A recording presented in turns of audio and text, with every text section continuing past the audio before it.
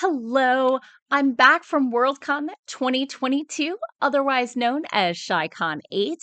It was 6 days of travel, convention panels, seeing people who are already friends, and making new ones. WorldCon is an annual celebration of science fiction and fantasy wherein its membership votes for the Hugo Award winners each year. This was its 80th year and its 8th return to Chicago. 8th. Um, it's a traveling convention with bids put in years before by potential host cities. 2023 will be in Chengdu, China, and this weekend, Glasgow, Scotland won to host in 2024. This was my 7th WorldCon and my 3rd as a panelist. Welcome back to Morgan's video blog with writing tips from the pros and, of course, my own writerly musings. Today, I'm here with my WorldCon 2022 recap. So I usually skip the name drops, but I know people like shoutouts, so I will be doing my best to name drop anyone I had more than a 2-minute conversation with, but it's hard. I remembered all the faces and conversations, but I mismatched a few names. So if you don't hear your name, comment below so we can connect, please. Thanks to all the amazing people who kindly let me geek out about this whole writing and content creation and social media thing. So let's start with Thursday. I started off my weekend with a big mistake. The convention starts Thursday, not Friday, but I was scheduled to fly out of DC at 10 p.m. on Thursday, and I reached the Windy City about midnight. I thought about taking public transit, except I was a woman traveling alone in an unfamiliar city at night with luggage. Without one or two of those modifiers, I might have chanced it, but instead I splurged on an Uber.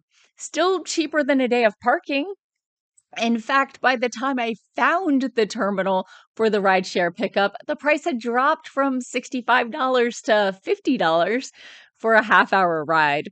It was a bit high, but worth the splurge to be done traveling. I checked in, unpacked my luggage because that's the type of person I am, and popped my head into a few room parties. Glasgow was throwing their bid party, and a few other rooms were hopping. Alas, I didn't spot anyone I knew, so I made a quick circuit and headed to bed, which is where I should have been in the first place. So, Friday. Friday morning, I showered and headed out to get my badge before the first panel I wanted to hit. After the night before, I was happy to spot Andy Popovic on my way into registration. And I saw my Pitch War support group friend Mindy Walton Mitchell and chatted with Brandon Ketchum and John Thompson and John's brother Jim. Then I ran off and was only a few minutes late to the writing workshop. Discussions of the pros and cons of different workshop experiences, both for short stories, novelists, and talking about the connection building. Next up was a publishing as collaboration, which was a little more on professionalism than collaboration, but a solid panel. I chatted with Joshua Norstein, who was at his first con. He let me blabber his ear off, or maybe he was questioning me, through a circuit of the dealer's room, partially to wave hello to Ian Strock, lunch at Smash Burger, and a turn through the art show. We both hit, we're number 2, so we try harder. Backups, sidekicks, and henchfolk, which started off very Lancer focused, which I learned about, but spread out towards the end. After that, there were so many great options, but I hit sustainable series strategies with Shannon McGuire and Mary Robinette Cowell. Then set up my room for my first panel, the virtual live streaming for beginners. Airmeet refused to cooperate for one of our panelists' cameras, but the panel went well. I tagged back up with Brandon, John, and Jim for dinner at Sweetwater Tavern. Unlike the Virginia Sweetwater Tavern, no Aussie rolls. But the food was fine. Then I party room hopped. Shout out to Aaron Roth, who was more determined to head all the parties and scout the food and drinks than necessarily chat with people. But I chatted with so many awesome people. Brandon, John, and his brother Jim again, Carrie Callahan, Micah Scotty Cole, Michael, and more. We ended up partying some in the closet of Joel's weekly whiskey Zoom party because it was a spacious walk-in closet with like two padded benches, and you could hold a conversation without shouting, and there were doors. The Royal Manticore Navy party was a little yelly, but lovely themed and well run. Eventually, I tried to hit BarCon, the habit of writers, agents, and publishers to hang out at the bar in lieu of actually attending stuff at a convention, but the bar was closed. Womp womp.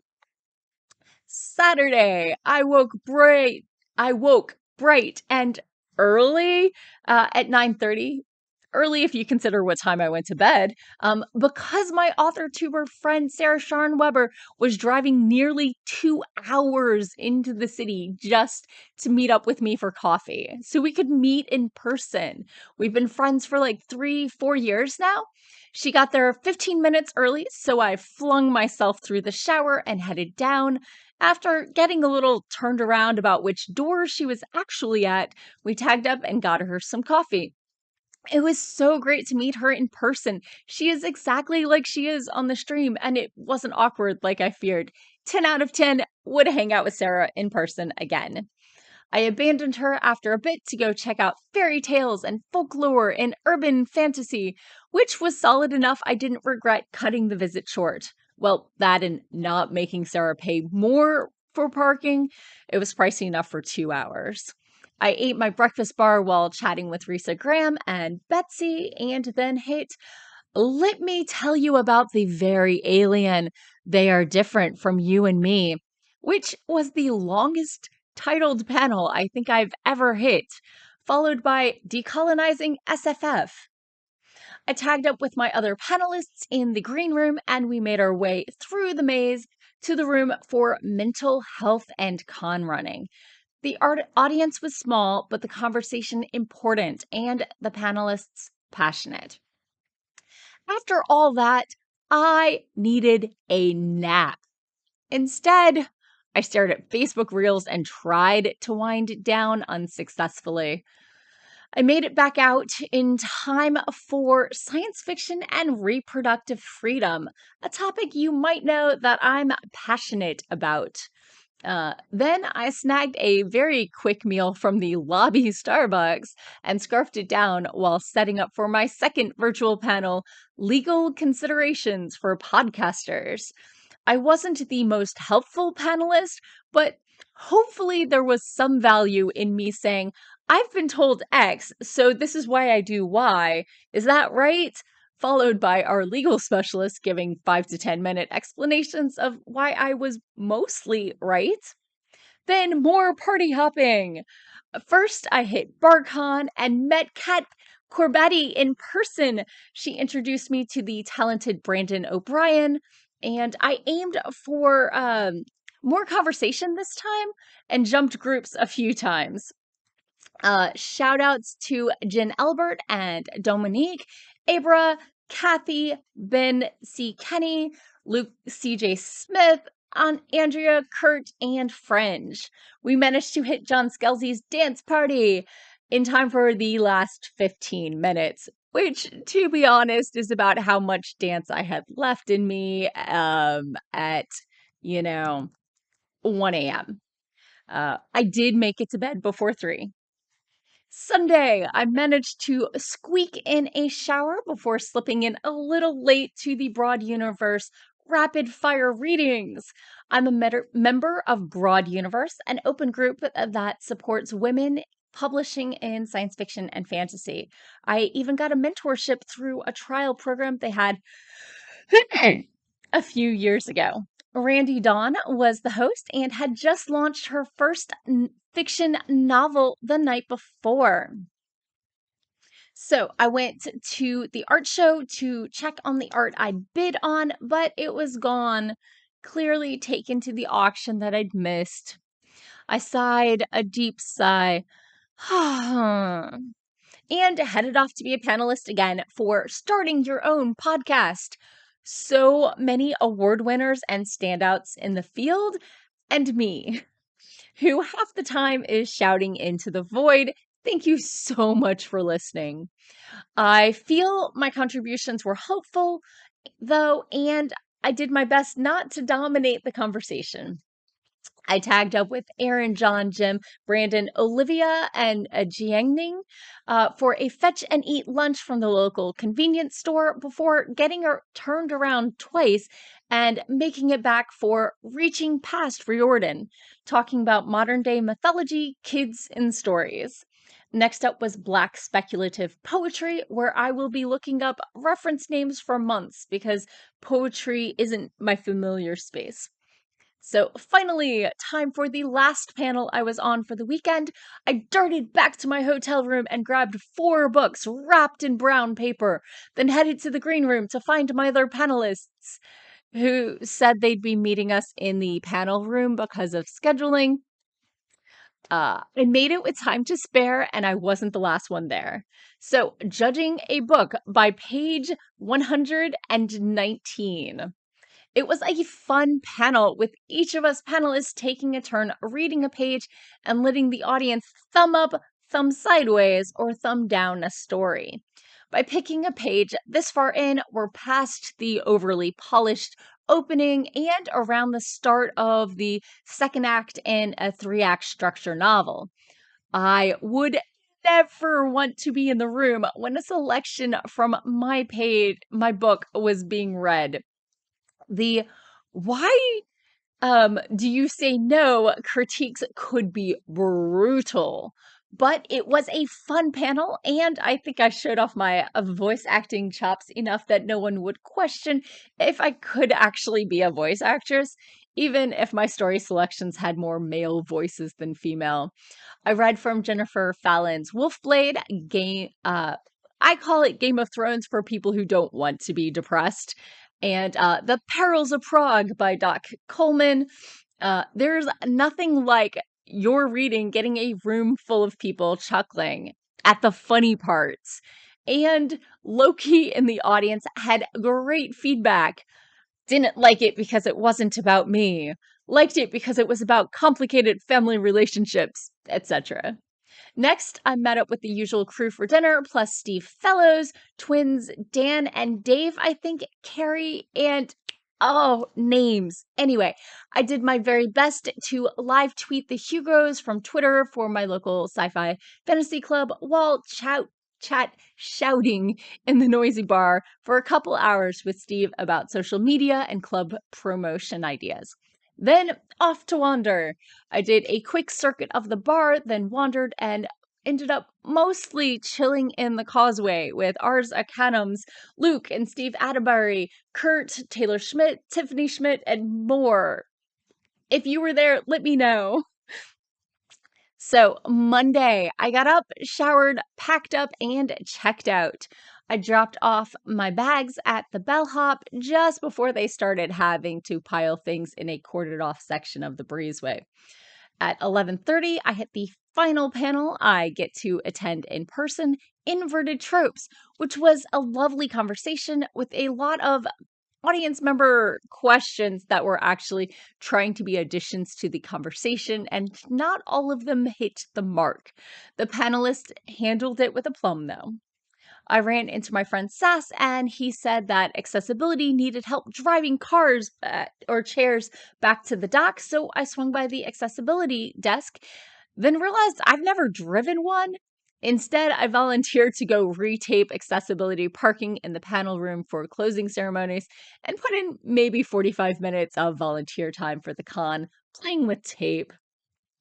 I did my final swing through the dealer's room to say goodbye to people, then chilled in the lobby for a while, pretty much peopled out. I got to say goodbye to a bunch of people, though, and grabbed lunch with Ellen, my dad's partner, in the bar before he made it back with the van. Yes, I flew out from DC and was driving back with my dad. We had some luggage from Capclave and some club members to take back with us, but once that was loaded, we were off.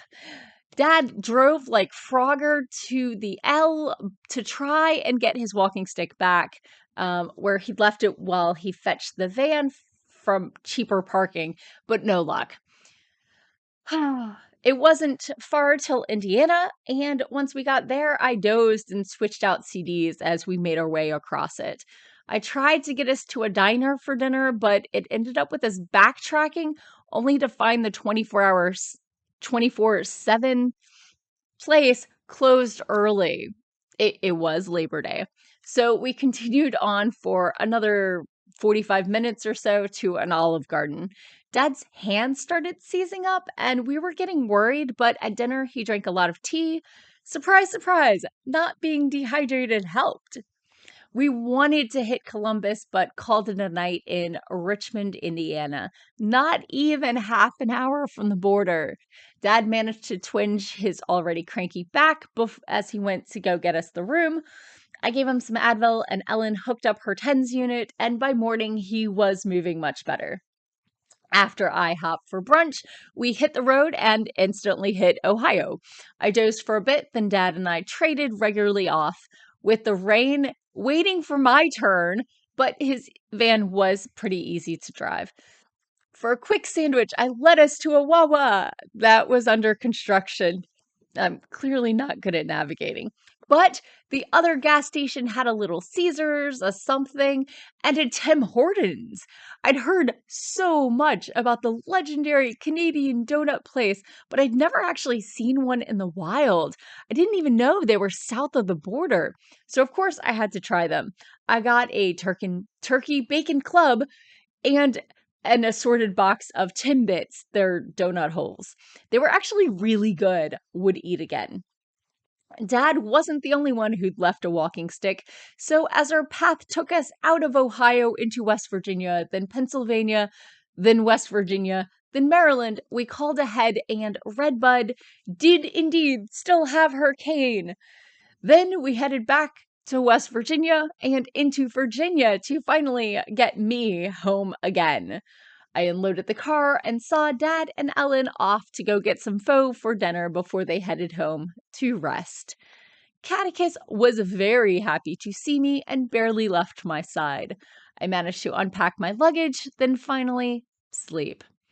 All in all, I managed to meet tons of amazing people, attend 12 great panels, speak on 5 panels with some terrific people, and travel through 6 states. 8 if you count all the times we wiggled through West Virginia. Thank you for watching, and I'll be back again next week with more writing tips and writerly musings. Bye-bye.